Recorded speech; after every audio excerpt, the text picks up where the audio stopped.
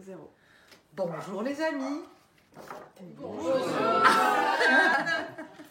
Carole, tu as donc une question qui m'interpelle et je ne sais pas si j'aurais quelque chose à dire. Que veut dire ouvrir la porte de son cœur? J'adore cette question.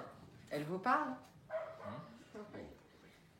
Alors pour moi, ça peut vouloir dire beaucoup de choses et rien du tout, parce que c'est quelque chose de tellement personnel que je vais répondre juste pour moi.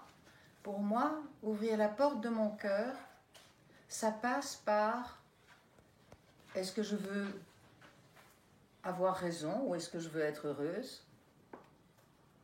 Est-ce que je veux quelque chose de quelqu'un sans le savoir et que toute mon interaction est orientée vers ça? Parce que si je veux quelque chose, je suis dans un objectif futur et je ne suis pas dans le présent. Et comme je vous disais tout à l'heure, pour moi, ouvrir la porte de mon cœur, ça parle d'amour et c'est passer de la personne à la présence. Et ouvrir la porte de son cœur, je crois que ça ne peut pas vraiment se faire par un acte volontaire. Je crois qu'un matin, on se réveille ou à un moment, on se réveille et on réalise « Ah, c'est plus ouvert ». Mais on peut faire des choses qui nous rapprochent de l'ouverture du cœur.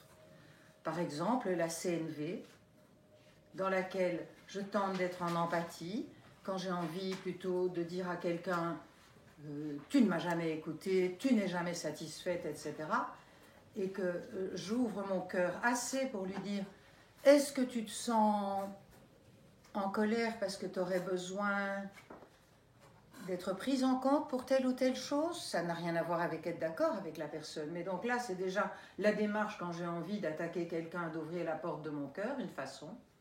Une autre façon avec la CNV d'ouvrir la porte de son cœur, c'est d'être authentique, un peu comme on l'a vu avec beaucoup de personnes ce matin. Ça peut être de dire quand je claque de peur, par exemple, c'est encore plus puissant. Juste là maintenant, je claque de peur et en même temps, j'ai envie d'être avec vous. Je vais vous dire ce que je vis. Eh bien, juste là, je vois que je ne suis pas capable d'aimer, par exemple. Ça pourrait être ça.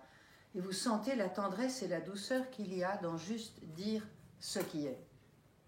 Simplement, voilà. Juste là, je mesure que je ne suis pas capable d'aimer. Est-ce que d'après vous, ce n'est pas le début de l'amour? Vous ne répondez pas tous à la fois. Voilà, et avoir assez de cœur pour être dans l'humilité. Dans humilité, il y a la racine humus, humanité. Voilà, est-ce que je peux me vulnérabiliser?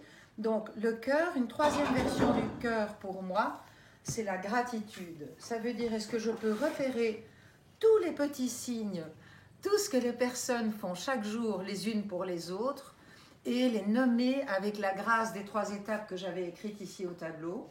C'est-à-dire d'abord dire à la personne « quand je te vois faire ou dire ça » ou « quand je te vois écouter ton enfant sans vouloir l'éduquer, mais d'abord en l'écoutant, je me sens ». Ensuite, vous dites comment vous vous sentez. Je me sens émue.